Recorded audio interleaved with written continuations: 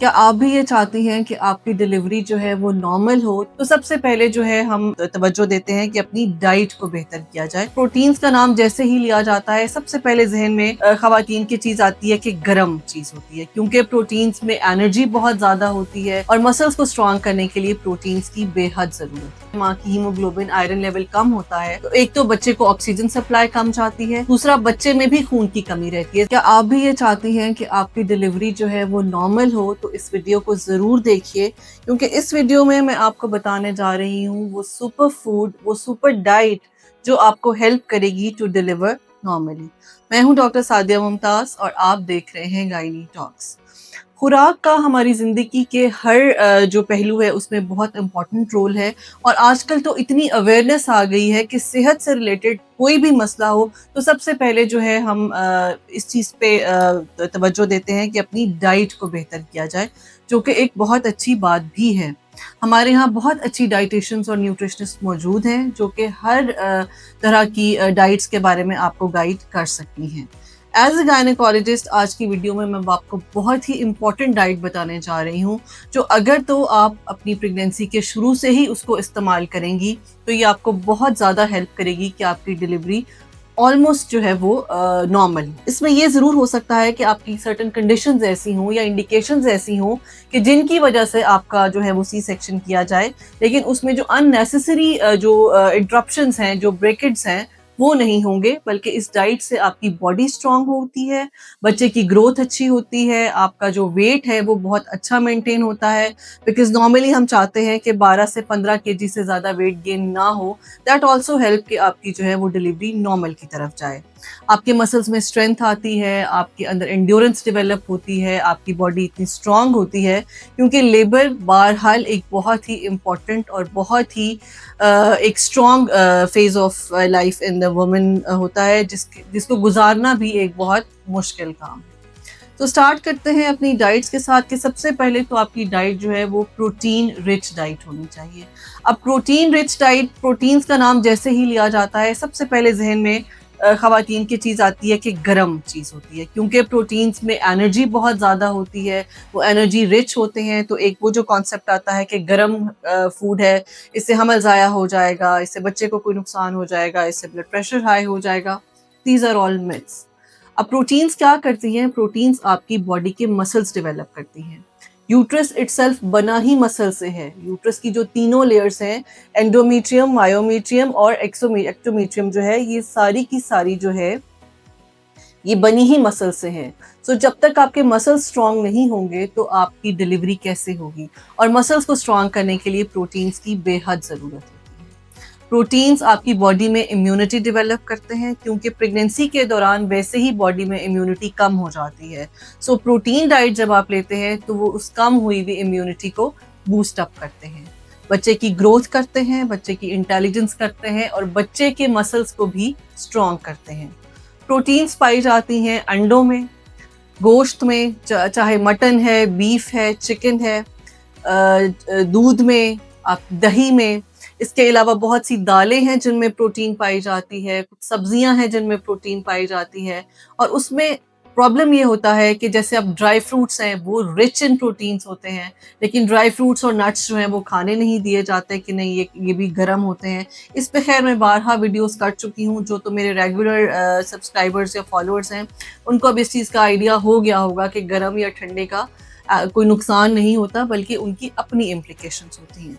So protein rich diet जो है, अगर तो आप थ्रू आउट अपने 9 मंथ्स में ले रहे हैं तो ये वन ऑफ द एक फैक्टर्स है जो आपको ये बता सकता है, कंट्रीब्यूटिंग फैक्टर्स है कि आपकी जो डिलीवरी है वो नॉर्मल होगी।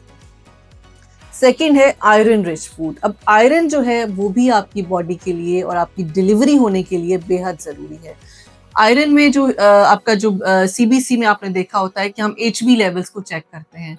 वो एचबी लेवल हम इसलिए चेक करते हैं कि हीमोग्लोबिन वो प्रोटीन है जो कि आपके ब्लड से ऑक्सीजन लेकर, माँ से लेकर बच्चे को सप्लाई करती है। सो अगर माँ में एचबी कम होती है, माँ की हीमोग्लोबिन आयरन लेवल कम होता है, तो एक तो बच्चे को ऑक्सीजन सप्लाई कम जाती है, दूसरा बच्चे में भी खून की कमी रहती है। ज़ाहिर है जब माँ में खून की कमी है तो माँ से ही फूड और डाइट बच्चे को जा रही है, तो बच्चे में भी ऑटोमेटिकली खून की कमी होगी।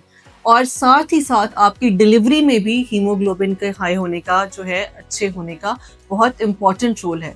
बिकॉज जब तक मसल्स को ऑक्सीजन सप्लाई नहीं होती, उनमें प्रॉपर कंट्रैक्शन जो है वो नहीं आती, और लेबर पेन्स जो हैं वो कंट्रैक्शन ही पे डिपेंड करती हैं। अब आयरन रिच फूड्स में भी सबसे इम्पॉर्टेंट जो है, एक तो हरे पत्तों वाली सब्जियां हैं जो कि बहुत ही इम्पॉर्टेंट हैं। हमारे कुछ फल हैं, जैसे तरबूज है, आम है, आड़ू है, इसमें बहुत अच्छी आयरन पाई जाती है। केले में बहुत ज़्यादा आयरन पाई जाती है। मटन और बीफ, कलेजी, ये इन 3 चीज़ों में बहुत ही अच्छा आयरन कंटेंट है। सो इसमें हम ये नहीं कहते कि आप बहुत ज़्यादा खाएं, इक़्तिदार हर चीज़ में ज़रूरी है। चाहे 2 से 3 पीसेस जो है किसी भी मीट के आप डेली ले लेंगी, तो आपका एक बहुत ही अच्छा कंटेंट जो है आयरन का वो पूरा हो जाएगा। इसके अलावा आयरन जो है, अगर आप चाहें तो चुकंदर बहुत इंपॉर्टेंट है, और जो काले चने और लाल लोबिया, इनमें आयरन की बहुत अच्छी अमाउंट जो है वो पाई जाती है। आप अपने डेज को, अपने मील्स को 7 डेज में डिवाइड करके इस तरह से ले सकते हैं कि किसी दिन गोश्त खा लें, किसी दिन दाल खा लें, किसी दिन सब्जियां खा लें, किसी दिन फ्रूट खा लें।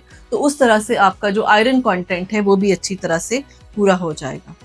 कैल्शियम और मैग्नीशियम रिच फूड्स जो हैं वो फिर बहुत ज़्यादा इंपॉर्टेंट हैं, क्योंकि उन्होंने आपके यूट्रस को कंट्रैक्शंस देनी है।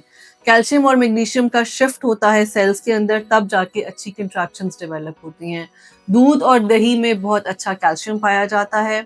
इसके अलावा जो सीड्स होते हैं, नट्स होते हैं, केले होते हैं, इनमें मैग्नीशियम पाया जाता है।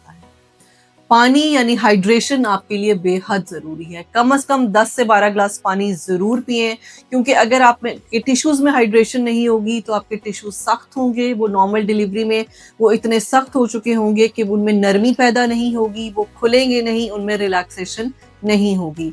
अब हाइड्रेशन जो है, आप नॉर्मल पानी भी पी सकती हैं, नारियल पानी पीना चाहें वो पी सकती हैं, किसी भी फ्रेश फ्रूट का जूस ले सकती हैं, वो पी सकती हैं। ओआरएस बहुत ही इम्पोर्टेंट एक चीज़ है कि आप अगर दिन में, अगर आपको हाई ब्लड प्रेशर का प्रॉब्लम नहीं है, तो आप डेली ओआरएस का एक जग जो है वो ज़रूर पी सकती हैं।